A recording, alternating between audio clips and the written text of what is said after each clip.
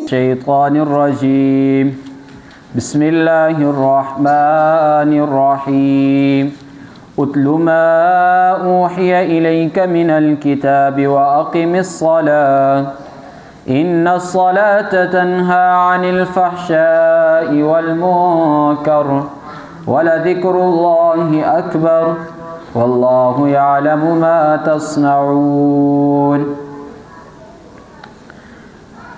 اب سورت کا نیا ایک مضمون شروع ہو رہا ہے۔ اب کامیابی کے اصول بتائے جا رہے ہیں۔ محمد الرسول اللہ صلی اللہ علیہ وسلم کو قوموں کے احوال سنائے، یعنی ہم نے قوموں کو کیسے تباہ و برباد کیا۔ پھر آگے مشرک کی مثال بیان کی گئی۔ اب بتا دیا کہ ایمان لائیں گے، توحید کے اوپر زندگی گزاریں گے تو دنیا بھی کامیاب ہے، آخرت بھی کامیاب ہے، اور اگر اللہ کے ساتھ شریک ٹھہرائیں گے، اللہ کی نافرمانی ہوگی تو اللہ نے جیسے پہلے امتوں کو تباہ کیا اللہ انہیں بھی تباہ کر دے گا۔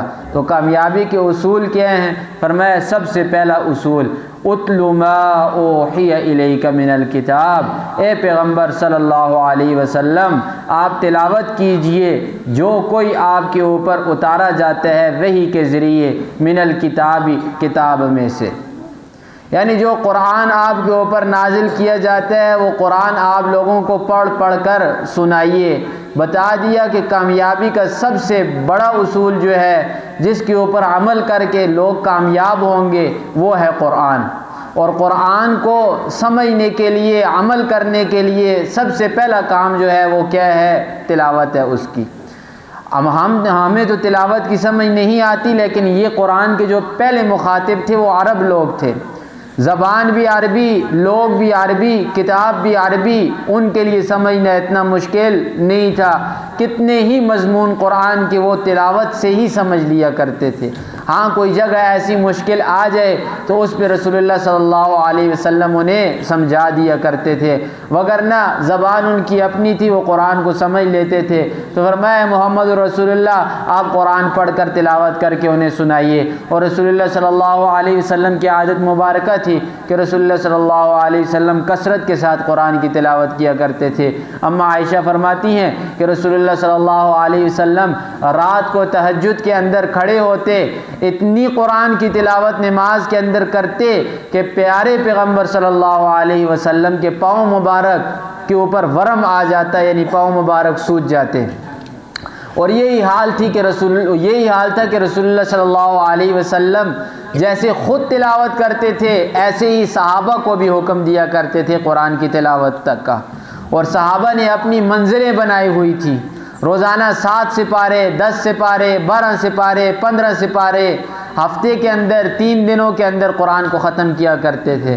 اور اسی طرح رسول اللہ صلی اللہ علیہ وسلم کو دوسرے لوگوں سے بھی تلاوت سننے کا مزہ آتا تھا، خود بھی قرآن پڑھتے تھے، لوگوں سے بھی پڑھواتے تھے، سنتے بھی تھے۔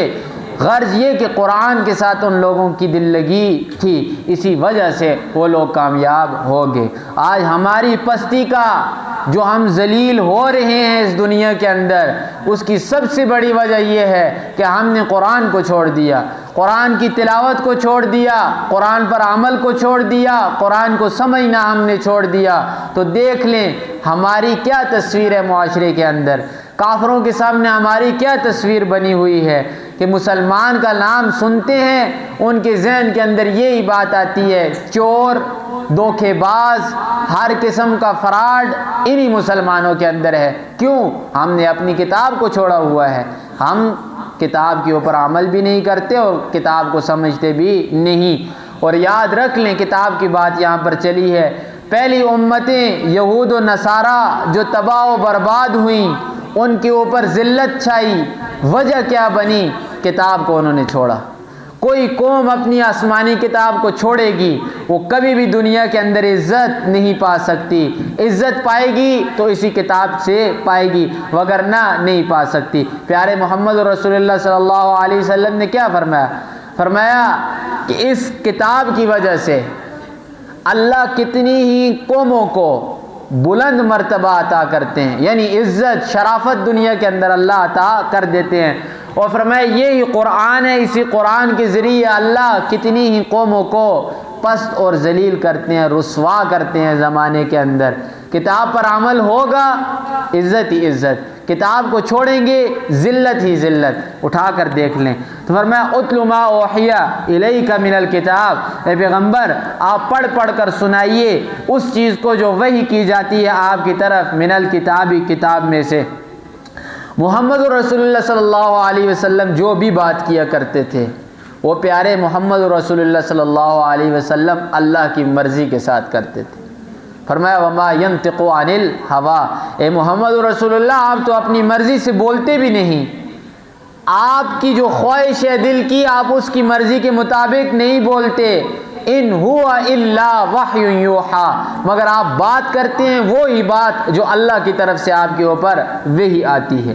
یعنی یہ جو قرآن ہے یہ تو قطعی ہے نا، یہ کلام بھی اللہ کا ہے اور نازل شدہ بھی اللہ کی طرف سے ہے، لیکن حدیث کے بارے میں تفصیل سے میں نے آپ کو پہلے بھی بتایا تھا کہ یہ ہے تو اللہ کی طرف سے۔ محمد رسول اللہ نے جو باتیں کی ہیں وہ ساری کی ساری اللہ کی طرف سے ہیں، لیکن آگے جو باتیں ہیں وہ محمد رسول اللہ کی ہیں۔ دوسرے الفاظ میں سمجھیے موضوع اور کلام اللہ کی طرف سے ہے لیکن الفاظ محمد رسول اللہ کے ہیں، ہے سارے کا سارا کیا اللہ کی طرف سے ہے، قرآن بھی اور حدیث بھی۔ لیکن فرق قرآن اور حدیث میں کیا ہے کہ قرآن کے جو الفاظ ہیں وہ اللہ کا کلام ہے، لیکن حدیث کے جو الفاظ ہیں وہ محمد رسول اللہ کا کلام ہے اور الفاظ ہیں، موضوع جو ہے وہ اللہ ہی کی طرف سے القاء کیا ہوا ہے۔ فرمایا وَأَقِمِ الصَّلَاةَ، اور نماز قائم کریں، قرآن کی تلاوت اور پھر نماز۔ ایمان لانے کے بعد عبادات میں سب سے پہلی عبادت جو انسان کی طرف متوجہ ہوتی ہے وہ کیا ہے؟ نماز ہے۔ اسی وجہ سے پیارے محمد رسول اللہ صلی اللہ علیہ وسلم نے فرمایا الفرق بین العبد والکفر ترک الصلاۃ، کہ بندے اور کفر کو ملانے والی جو جدا کرنے والی جو چیز ہے وہ کیا ہے؟ نماز ہے۔ ادھر سے نماز چھوڑے گا ادھر جا کر مل جائے گا۔ کافروں کا طریقہ ہے کہ کافر نماز نہیں پڑھتے۔ مسلمانوں کے اندر جو منافق تھے محمد رسول اللہ کے زمانے میں وہ بھی نماز کو نہیں چھوڑا کرتے تھے، ہمت ان کی نہیں ہوتی تھی کہ ہم نماز چھوڑ کر اپنے آپ کو مسلمان کہلوائیں، کہلوا نہیں سکتے تھے۔ فرمایا منافق بھی کیا دوڑتے ہوئے اپنی چادریں گھسیٹتے ہوئے مسجد کے اندر آتے تھے اور آ کر صف کے اندر جماعت کے ساتھ نماز ادا کرتے تھے۔ ایمان کے بعد کوئی چیز ہے تو وہ کیا ہے؟ نماز ہے۔ تو فرمایا وَأَقِمِ الصَّلَاةَ، اور نماز قائم کیجئے۔ کیوں؟ ان الصلاۃ، بے شک نماز، تنہا عن الفحشاء، یہ روکتی ہے بے حیائی سے، والمنکر، اور برے کاموں سے، بری باتوں سے۔ نماز کیا کرتی ہے؟ اور روکتی ہے۔ اب اس آیت کو سمجھنے کے لیے رسول اللہ صلی اللہ علیہ وسلم کی حدیث مبارکہ فرمایا کہ جو شخص نماز کی بات نہیں مانتا اس کی نماز اسے کوئی فائدہ نہیں دے گی۔ اب سوال پیدا ہوتا ہے نماز کیسے بات کرتی ہے؟ نماز بات کرتی ہے اور نماز نے کئی جگہ پر بات کی ہے۔ پہلی بات یہ آ گئی قرآن کے اندر کہ نماز روکتی ہے، کس سے؟ بے حیائی سے اور بری باتوں سے۔ نماز بات کرتی ہے، 12ویں سپارے میں ہم نے پڑھا تھا قالوا یا شعیب اصلاتک تأمرک ان نترک ما یعبد آباؤنا، شعیب علیہ السلام کی قوم نے شعیب علیہ السلام سے کہا کہ اے شعیب کیا یہ تیری نماز تجھے روکتی ہے کس بات سے کہ تو ہمارے بتوں کی عبادت نہ کر؟ تو شعیب علیہ السلام نے کیا جواب دیا؟ ہاں مجھے میری نماز روکتی ہے۔ پتہ کیا چلا؟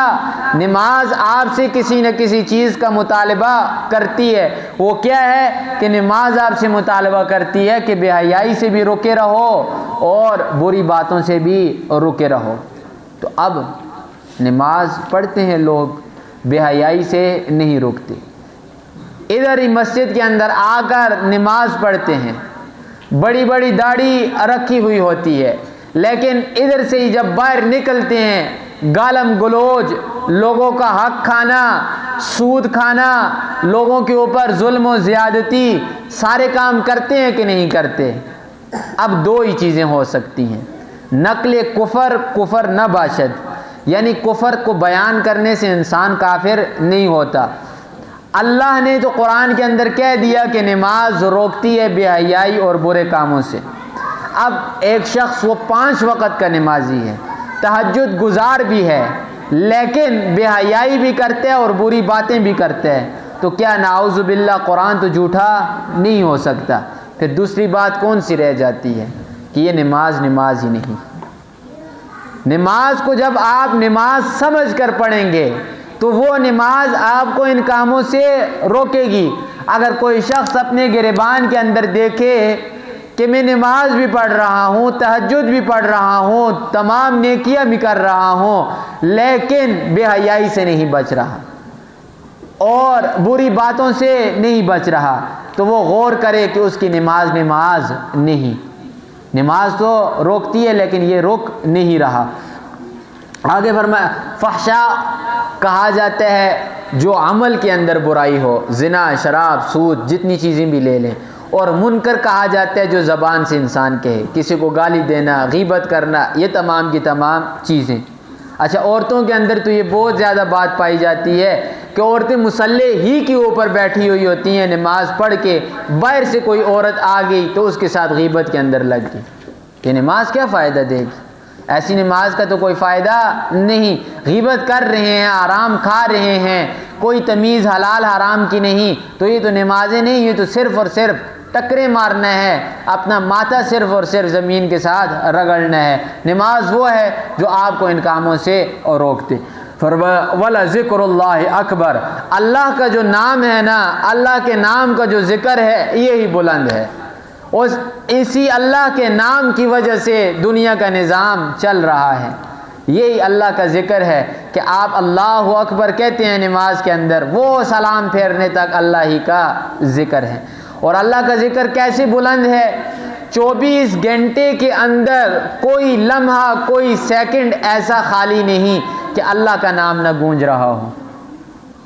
تمام کائنات کے اندر ہر وقت اذان ہو رہی ہے، تمام کائنات کے اندر ہر وقت نماز ہو رہی ہے۔ یہ ہے اللہ کا ذکر۔ ایسا ذکر اور کسی کا کہاں پر ہوتا ہے؟ کسی شخص کا اگر کوئی ذکر ہو یا کسی بت کا ہو، کسی علاقے کے ساتھ خاص ہے، کسی شہر کے ساتھ خاص ہے، یا کسی دن کے ساتھ خاص ہے، لیکن یہ ایک اللہ کا نام ایسا ہے جو وقت کے اندر کوئی وقت ایسا نہیں کہ اللہ کا نام نہ لیا جائے، ہر وقت کے اندر اللہ کا نام لیا جا رہا ہے۔ واللہ یعلم ما تصنعون، فرمایا جو کچھ تم لوگ کرتے ہو اللہ اسے خوب جانتے ہیں۔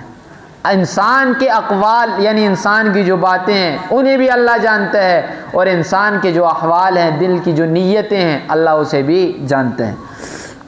اب آگے ایک اور مسئلے کی طرف بات چل گئی، ولا تجادلوا، آپ جھگڑیے مت، اہل الکتاب، اہل کتاب سے، الا باللتی ہی احسن، مگر اس طریقے کے ساتھ جو طریقہ کیا ہو، اچھا طریقہ ہو۔ اہل کتاب سے مراد کیا ہے؟ یہود و نصارہ۔ جب مسلمان ہجرت کر کے مدینہ آئے تو مدینہ کے اندر جو دشمنی کے اندر سب سے زیادہ سخت تھے وہ کون تھے؟ یہودی تھے۔ یہودیوں کے بعد پھر کیا؟ عیسائی۔ تو ان کے ساتھ روز کا پالا پڑتا تھا مسلمانوں کا، تو یہ مسلمانوں کو تنگ بھی کرتے تھے، آ کر عجیب عجیب قسم کے سوالات بھی کرتے تھے۔ اب محمد رسول اللہ صلی اللہ علیہ وسلم کو حکم ہو رہا ہے، اے پیغمبر صلی اللہ علیہ وسلم، آپ ان سے جب بات کریں تو اچھے طریقے سے، اچھے انداز کے ساتھ بات کریں۔ یہ قرآن کا اصول ہے نا، دعوت کا سب سے پہلا اصول ہے۔ آپ طریقوں میں سے جو سب سے بہترین طریقہ ہے، مخالف کے ساتھ اس طریقے کے ساتھ بات کریں، برے طریقے کے ساتھ بات نہ کریں۔ برے طریقے کے اندر کیا آتا ہے؟ گالم گلوچ، سخت کلمات، یہ نہ کہیں کسی کو۔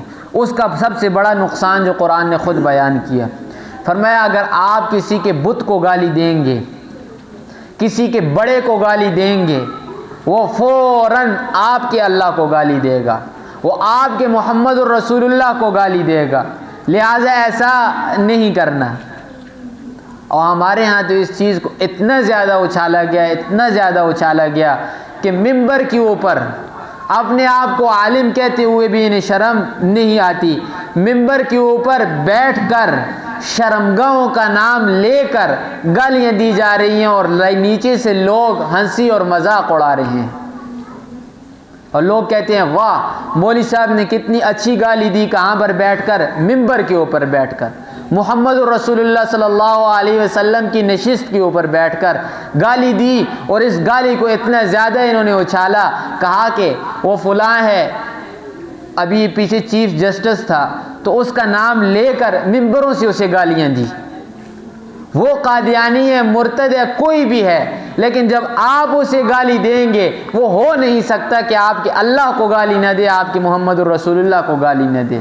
تو اللہ کو گالی دلوانے والا کون ہوا؟ یہی ہوا نا جس نے اسے گالی دی۔ تو قرآن کے اندر سختی کے ساتھ منع کیا گیا ہے، فرمایا کہ آپ کسی کے بت کو بھی گالی مت دو، حالانکہ آپ کو پتہ ہے بت کسی کام کا نہیں، ایک پتھر ہے، گالی دیں بھی تو کیا ہوگا، لیکن اللہ نے فرمایا کہ اس پتھر کو بھی گالی مت دو۔ آپ تو پتھر کو گالی دیں گے لیکن آپ کے اللہ کو گالی پڑے گی، وہ آپسی میں اللہ کو گالی دیں گے، آپ ان کے کسی بڑے کو گالی دیں گے تو وہ آپ کے محمد رسول اللہ کو گالی دیں گے۔ تو گالی دلوانے والا کون ہوا؟ یہی شخص ہوا نا۔ تو فرمایا نہیں، بالکل بہترین طریقے کے ساتھ فرمایا ہاں الا الذین ظلموا منہم، مگر وہ لوگ جو ظالم ہیں ان میں سے، جنہوں نے آپ کے اوپر ظلم کیا ہے، ان کو بھی آپ نے گالی نہیں دینی بلکہ ان کے ساتھ لڑنا ہے، ان سے لڑو، جتنا وہ بدلہ آپ ان سے لے لو کہ جتنا آپ کے اوپر انہوں نے ظلم کیا۔ اب یہودی آتے ہیں، عیسائی آتے ہیں، آ کر آپ کو مارنے لگ جاتا ہے، تو فرمایا اس صورت میں آپ بدلے کے وقت کارروائی کریں، انہیں ماریں۔ وقولو، اور کہو آمنا بالذی، اے مومنو تم لوگ کہو ان لوگوں کو، آمنا بالذی، ہم ایمان لائے اس ذات کے اوپر، انزل الینا، بالذی اس چیز کے اوپر، انزل الینا جو اتارا گیا ہماری طرف، وانزل الیکم اور تمہاری طرف۔ اہل کتاب کے اوپر کیا اتارا گیا تھا؟ تورات، زبور، انجیل، یہ چیزیں اتاری گئی تھی۔ فرمایا مومنو تم نے یہ کہنا ہے کہ ہم تورات پر بھی ایمان لاتے ہیں، زبور پر بھی، انجیل پر بھی اور قرآن کے اوپر بھی، ہم تمہاری طرح نہیں ہیں کہ اپنی کتاب کے اوپر ایمان لائیں اور آسمانی کتابوں کا انکار کریں۔ سب سے بڑی دلیل خود قرآن دے رہا ہے۔ تو فرمایا وَإِلَٰهُنَا وَإِلَٰهُكُمْ، ہمارا معبود اور تمہارا معبود ایک ہی ہے۔ تورات بھیجنے والا بھی وہی اللہ ہے، زبور بھیجنے والا بھی وہی اللہ ہے، اور انجیل بھیجنے والا بھی وہی اللہ ہے، اور قرآن بھی اسی اللہ نے بھیجا ہے۔ وَإِلَٰهُنَا وَإِلَٰهُكُمْ، ہمارا اور تمہارا معبود واحد ایک ہے، وَنَحْنُ لَهُ مُسْلِمُونَ، اور ہم اسی کے لیے اپنے سر کو جھکانے والے ہیں، یعنی ہم اللہ ہی کے واسطے اپنے سر کو جھکاتے ہیں۔ وَكَذَلِكَ أَنزَلْنَا إِلَيْكَ الْكِتَابَ، اسی طرح ہم نے اتارا آپ کی طرف اے پیارے پیغمبر کتاب یعنی قرآن کو۔ فَالَّذِينَ آتَيْنَاهُمُ الْكِتَابَ، پس وہ لوگ جن کو ہم نے کتاب دی اور انہوں نے اس کتاب کے اوپر ایمان لایا، یؤمنون بھی، وہ اس قرآن کے اوپر بھی ایمان لاتے ہیں۔ یہ تفصیل سے مضمون گزرا ہے۔ جن کے پاس تورات ہے، تورات کو حقیقی معنوں میں ماننے والے ہیں، وہ قرآن کو مانتے ہیں، قرآن کا انکار نہیں کرتے۔ فرمایا وَمِنْ هَؤُلَاءِ مَن يُؤْمِنُ بِهِ، اور یہ جو ہیں کون؟ مکہ والے، یہ مکہ کے جو مشرک ہیں، من یؤمن بی، اور ان میں سے بھی بعض ایسے ہیں جو قرآن کے اوپر ایمان لاتے ہیں۔ مکہ میں سے کتنے لوگوں نے ایمان لایا؟ یہ صحابہ کی کتنی تعداد تھی؟ تو یہ پہلے کیا تھے؟ مکہ کے مشرک ہی تھے نا، ان میں سے ایمان لایا کہ نہیں لایا؟ تو اللہ فرماتے ہیں لاتے ہیں۔ وما یجحد بآیاتنا الا الکافرون، اللہ کی آیتوں کا انکار نہیں کرتا مگر کافر۔ جو اللہ کی آیت کا انکار کرے گا وہ کافر ہے، جو اپنے دل کی خواہش کے لیے قرآن کی آیت کو پھیرے گا وہ بھی کافر ہے۔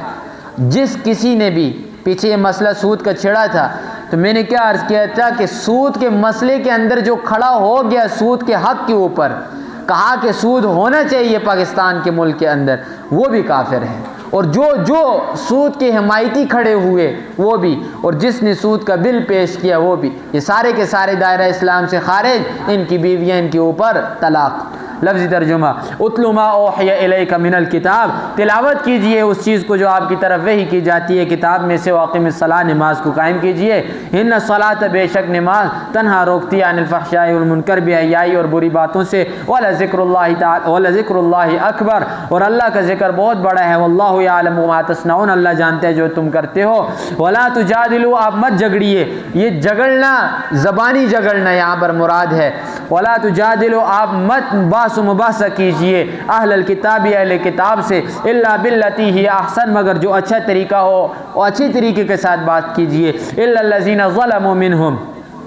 اچھا یہاں پر تو آ گیا اہل کتاب کے ساتھ جو مشرک ہیں، جو کافر ہیں، ان کے بارے میں کہا جا رہا ہے کہ ان کے ساتھ باس و مباحثہ کریں تو اچھی طریقے کے ساتھ کریں، لیکن ہمارے ہاں ایک مسلمان جب دوسرے مسلمان کے ساتھ باس و مباحثہ کرتا ہے نا، تو اللہ کی پناہ ایسی لان تان ایک دوسرے کے اوپر کرتے ہیں، ایسی گالم گلوچ ایک دوسرے کو کرتے ہیں کہ اللہ کی پناہ۔ اور تو اور اگر دو مسلمان آپس میں بات چیت کرتے ہیں، کسی تنازع کو دور کرتے ہیں، کوئی فیصلہ ہوتا ہے، تو اس مجلس کے اندر، اس جرگے کے اندر ذرا بیٹھتے ہیں انسان، تو انسان اپنے کانوں کو ہاتھ لگاتا ہے، وہ مری ہوئی دادیوں تک ایک دوسرے کو یاد کرتے ہیں، ان کو بھی گالیاں دیتے ہیں، ماں بہن تو بہت دور نہ، جو مر چکے ہیں ان کو بھی یاد کرتے ہیں۔ اللہ کافر کے ساتھ کیسا معاملہ کرنے کو کہتا ہے اور ہم مسلمان کے ساتھ کیسا معاملہ کرتے ہیں، پھر بھی ہمیں اپنے آپ کو مسلمان کہتے ہوئے شرم نہیں آتی۔ تو فرمایا الا باللتی احسن الا الذین ظلموا منہم، مگر وہ لوگ جو ظالم ہیں ان میں سے، ان کے ساتھ کیا کرو، بدلہ ان سے لو، وقولوا، اور مومنو تم کہو، آمنا بالذی، ہم ایمان لائے اس پر، انزل الینا، جو اتارا گیا ہماری طرف یعنی قرآن، وانزل الیکم، اور جو اتارا گیا تمہاری طرف تورات زبور انجیل، والہنا والہکم، تمہارا اور ہمارا معبود واحد ایک ہے، ونحن له مسلمون، اور ہم اسی کے سامنے سر کو جھکائے ہوئے ہیں، وکذالک انزلنا الیک الکتاب، اسی طرح جس طرح تورات زبور انجیل اتاری ہم نے اتارا الیک آپ کی طرف الکتاب قرآن کو، فالذین، بس وہ لوگ آتیناہم الکتاب جنہیں کتاب دی گئی، یؤمنون بہ، وہ اس کے اوپر ایمان لاتے ہیں، جیسے حضرت سلمان فارسی رضی اللہ تعالیٰ عنہ، عبداللہ ابن سلام رضی اللہ تعالیٰ عنہ، یہ سارے کے سارے پہلے یہودی اور عیسائی تھے، بعد کے اندر مومن ہو گئے۔ وجہ کیا تھی کہ تورات کے اوپر سے یہ عمل کرتے تھے۔ عبداللہ ابن سلام رضی اللہ تعالیٰ عنہ کے بارے میں آتا ہے تورات کی جید قسم کے عالم تھے، سمجھتے تھے تورات کو، تو جب محمد رسول اللہ آئے تو فوراً ایمان لے آئے۔ تو فرمایا وما یجحد بآیاتنا الا الکافرون، نہیں جھگڑتا، نہیں انکار کرتا ہماری آیتوں کا مگر کون؟ کافر۔ وما کنت تتلو من قبلہ، اللہ سے دعا ہے عمل کی توفیق عطا فرمائے۔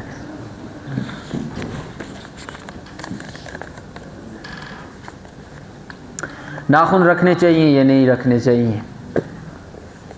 ناخن رکھنا کسی صورت کے اندر جائز نہیں، ناخن اور بال کاٹنا یہ ضروری ہیں، اور عورتوں کے لیے تو اگر کہیں تو فرض کے درجے کے اندر ہے کہ عورت کم از کم ہفتے کے اندر ایک مرتبہ ناخن ضرور کاٹے۔ پہلے بھی عرض کیا تھا کہ مرد کی بنسبت عورت کا جو غسل ہے وہ مشکل ہے، عورت نے کریگی کے ساتھ غسل کرنا ہوتا ہے، تو عورتیں جو کام کرتی ہیں وہ مرد حضرات کام نہیں کرتے۔ گھر کے اندر آٹا گوندنا، سالن پکانا، اسی طریقے سے کپڑے دھونا، گھر کی صفائی کرنا، تو اس کے لیے ان کے ناخن کو کاٹنا ضروری ہے، کیونکہ یہ ساری صفائیوں کے اندر جو میل کچیل ہوتی ہے ناخنوں کے نیچے آ کر پھنس جاتی ہیں، تو یہ جب میل پھنستی ہے تو ان کا وضو نہیں ہوتا، تو جب وضو نہیں ہوگا تو نماز نہیں ہوگی، اور اسی طریقے سے غسل بھی نہیں ہوتا، تو جب غسل نہیں ہوگا تو آپ کی کون سی نماز ہوگی؟ آپ تو پھر جنابت کے اندر، پلیتی کے اندر گھومتی رہیں گی۔ وجہ کیا بنے گی؟ ایک ناخن لمبے رکھنا۔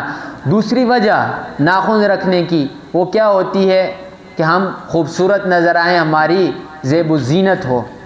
تو پہلے بھی عرض کیا تھا سورہ نور کے اندر کہ یہ جو زیب و زینت ہے ایک خاوند کے علاوہ کسی کو دکھانے کے لیے حرام ہے۔ کسی کو عورت اپنی زیب و زینت نہیں دکھا سکتی سوائے اپنے خاوند کے، تو کون سا ایسا خاوند ہے جو اور بیوی کو کہے کہ آپ لمبے ناخن رکھو؟ یہ تو ایک عورتوں نے معاشرے کو دیکھا ہوا ہے، معاشرے کے اندر جو بے حیائی پھیلی ہوئی ہے اس بے حیائی کو لے کر وہ چلتی ہیں کہ ایک ایک فٹ کے ناخن انہوں نے لمبے لمبے رکھے ہوئے ہیں۔ مسلمانوں کا طریقہ یاد رکھ لیں، یہ طریقہ نہیں ہے۔ ہاں، عورتوں کے ساتھ جو چیزیں جڑتی ہیں وہ چیزیں کریں، کہ عورت کیا کرے، مہندی لگائے، سر کے اوپر، ہاتھوں کے اوپر، پاؤں کے اوپر لگائے، اجازت ہے۔ خاوند گھر کے اندر آ جائے تو خوشبو کا بھی استعمال کرے۔ عورت کے لیے گھر سے باہر نکلتے وقت خوشبو لگانا حرام ہے، حرام ہے، حرام ہے، چاہے وہ خوشبو سینٹ کی صورت میں ہو، عطر کی صورت میں ہو، یا کوئی سرخی پاؤڈر ہو اس کے اندر خوشبو ہو۔ کوئی کسی قسم کی خوشبو عورت لگاتی ہے، لگا کر گھر سے باہر نکلتی ہے، غیر مرد اس خوشبو کو سونگھتے ہیں، یہ عورت کے لیے حرام ہے۔ اور ایسی عورت کے لیے زانیہ کا لفظ آیا ہے حدیث کے اندر، کہ عورت کون سی ہے؟ وہ عورت زانیہ ہے جو باہر نکلتی ہے، غیر مردوں کو اپنی خوشبو سنگاتی ہے۔ آج تو آپ معاشرے کے اندر چل پھر رہے ہیں، آپ دیکھیں کوئی مرد آپ سے گزرے گا آپ کو کوئی خوشبو اس سے نہیں آئے گی، لیکن عورت آپ کی بغل سے گزرے گی، آپ کے پاس سے گزرے گی، آپ کو عورت سے خوشبو آئے گی۔ تو اس عورت کے بارے میں کیا فرمایا؟ یہ عورت زانیہ ہے۔ لہٰذا جو کوئی سنگار آپ نے کرنا ہے، زیب و زینت آپ نے کرنی ہے، گھر کی چار دیواری کے اندر اندر کریں۔ گھر سے جب باہر نکلتے ہیں تو کسی کو یہ پتہ نہ چلے کہ یہ عورت بوڑھی ہے، یہ عورت جوان ہے یا بچی ہے۔ اس صورت کے اندر باہر نکلیں کہ بوڑھی جوان کسی عورت کا کوئی پتہ نہ چلے، ایسا برقع پہن کر باہر نکلیں۔ اللہ سے دعا ہے عمل کی توفیق عطا فرمائے۔ آمین۔ الحمدللہ رب العالمین والعاقبۃ للمتقین والصلاۃ والسلام علی رسول محمد وآلہ وصحبہ اجمعین برحمتک۔